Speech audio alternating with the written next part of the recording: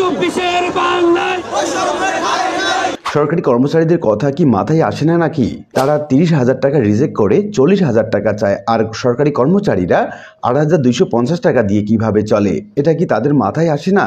সব দিক দিয়ে এত বৈষম্য কেন? আমরা স্ক্রিনে দেখতে পাচ্ছি এমডি সার্জিস আলমের একটি পোস্ট থেকে।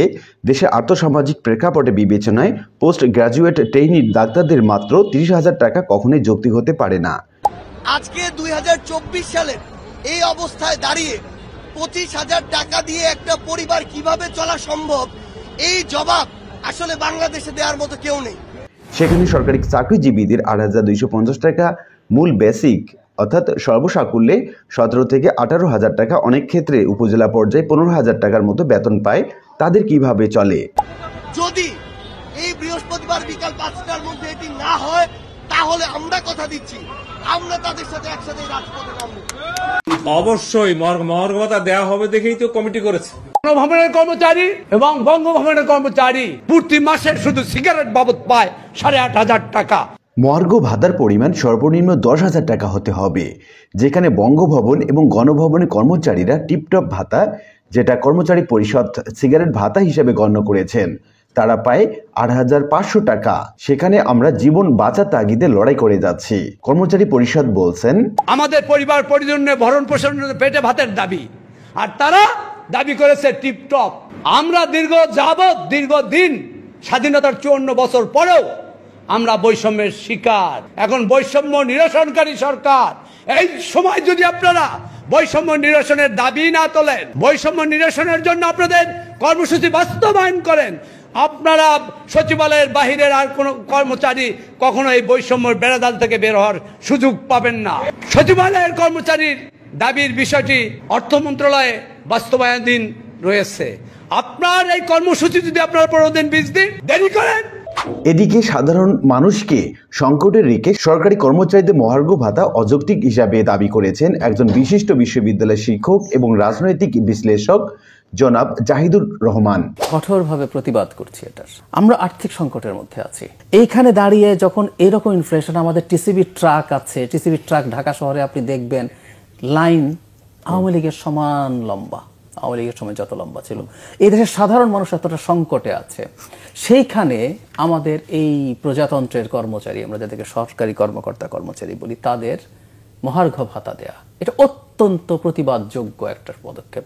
এই জাতি যখন কষ্ট করবে, প্রতিটা মানুষকে সেই কষ্টের ভাগ নিতে হবে। এদিকে দৈনিক আমাদের সময় পত্রিকায় বলা হচ্ছে, জনপ্রশাসন মন্ত্রণালয়ে কর্মকর্তা এবং কর্মচারীদের অবস্থান, বেকায়দায় রয়েছেন সচিব। কি বলা হচ্ছে মূলত কর্মচারী পরিষদের পক্ষ থেকে, আর কি বলছেন জনপ্রশাসন মন্ত্রণালয়ের সিনিয়র সচিব, আর কি বলা হচ্ছে সরকারের পক্ষ থেকে, এই সংক্রান্ত বিস্তারিত তথ্য জানাবো আজকে ভিডিওতে। প্রিয় ভিউয়ার্স, আজকে নতুন ভিডিওতে সবাইকে স্বাগত জানাচ্ছি।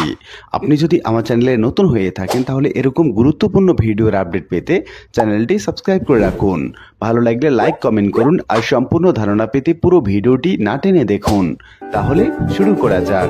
পদোন্নতি সহ বেশ কয়েকটি দাবিতে জনপ্রশাসন মন্ত্রণালয়ে অবস্থান নিয়েছেন কর্মকর্তা এবং কর্মচারী সংগঠন বৈষম্য বিরোধী কর্মচারী ঐক্য ফোরাম। আজ সকালে সচিবালয়ে জনপ্রশাসন মন্ত্রণালয়ের সিনিয়র সচিব ডক্টর মোখলেসুর রহমানের কক্ষের সামনে অবস্থান নেন কর্মচারী এবং কর্মকর্তারা। জানা গেছে, আওয়ামী লীগ সরকারের আমলে পদোন্নতি বঞ্চিত কর্মকর্তা এবং কর্মচারীরা কয়েকদিন ধরে জনপ্রশাসন মন্ত্রণালয়ে অবস্থান কর্মসূচি পালন করে আসছেন। দাবি আদায় না হওয়া পর্যন্ত তারা এই কর্মসূচি পালন করে যাবেন বলে জানিয়েছেন।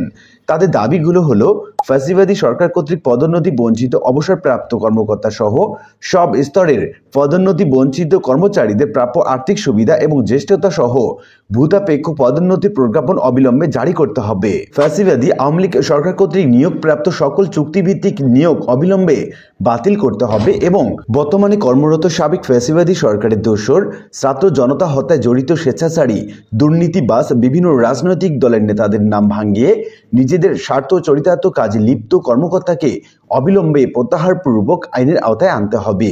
দলবাজ অধ্যক্ষ এবং সুবিধাভোগী কর্মকর্তাদের অপসারণ এবং অব্যাহতি প্রদানপূর্বক 5 আগস্ট 2024 তারিখের পর দীর্ঘদিনের বঞ্চিত কর্মরত যে সকল কর্মকর্তা এবং কর্মচারী পদোন্নতি পেয়েও এখনো প্রদান পাননি, তাদের দ্রুত উপযুক্ত পদে প্রদান করতে হবে। মাঠ প্রশাসনে কর্মরত বিতর্কিত জেলা প্রশাসককে প্রত্যাহার করে নিরপেক্ষ দক্ষ কর্মকর্তাকে প্রদান করতে হবে। পূর্বের ফিট লিস্ট বাতিল করে স্বচ্ছ প্রক্রিয়ায় পুনরায় ফিট লিস্ট করতে হবে। 5 নম্বর দাবিটি হচ্ছে বিগত সরকারের সময় যারা দলীয় বিবেচনায় পদোন্নতি পেয়েছে তাদের পদোন্নতি আদেশ বাতিল এবং আর্থিক সুবিধা প্রত্যাহার করতে হবে।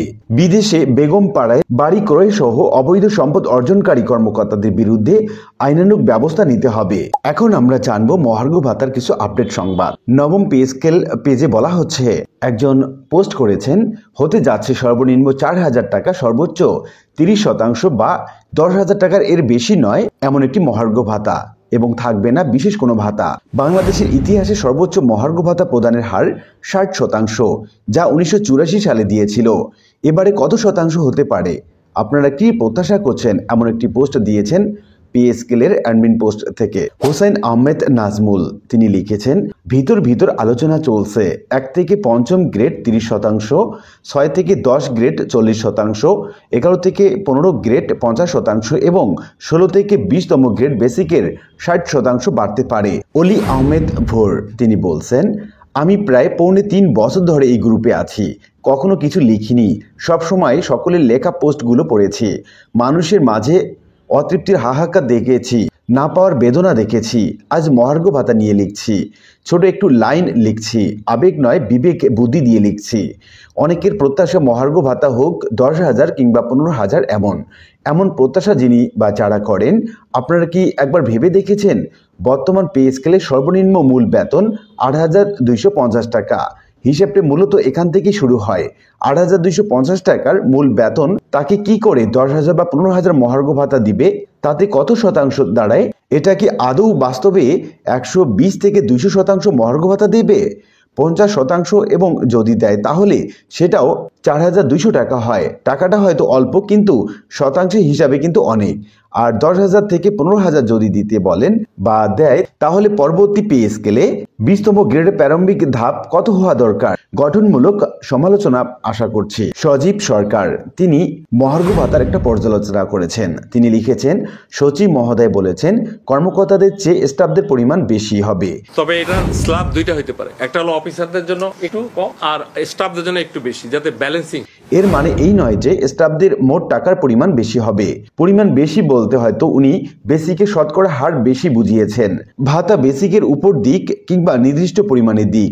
একজন স্টাফের থেকে একজন কর্মকর্তার ভাতার পরিমাণ বেশি হবে। ভাতা কবে থেকে কার্যকর করা হবে এটা এখনো কেউ কিছু বলেননি। তবে ধারণা করা হচ্ছে নভেম্বর থেকে ডিসেম্বর 2024 বা জানুয়ারি 2025 থেকে কার্যকর হবে। জুলাই 2024 থেকে হওয়ার সম্ভাবনা কম। তবে আমরা জনপ্রশাসন মন্ত্রণালয় সিনিয়র সচিবের কাছ থেকে জেনেছি খুব শিগগিরই এই মহার্ঘ ভাতা দেওয়ার প্রজ্ঞাপন জারি হতে পারে। আর আজকের ভিডিওটি এ পর্যন্তই। আশা করি ভিডিওটি আপনাদের ভালো লেগেছে। ভিডিওটি ভালো লাগলে লাইক কমেন্ট করতে ভুলবেন না। দেখা হবে অন্য কোনো ভিডিওতে। সে পর্যন্ত সবাই ভালো থাকবেন। ধন্যবাদ।